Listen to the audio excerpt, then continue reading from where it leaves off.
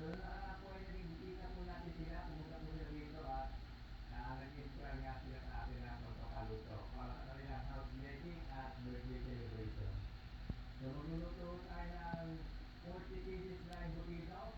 Meron po tayo siyang giniling, nagiling na po natin sa palengke at yan po ay yung mga gulay na. Tapos ay putsero. Tapos magluluto po tayo ng barbecue. Meron po tayo dito cocktail o buntot ng baka, 5 kilo, gagawin po natin yan kare-kare.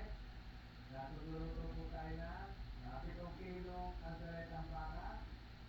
Tapos magluluto po tayo ng pork na munado, fried chicken, beef bihon, fish fillet, sweet oriental,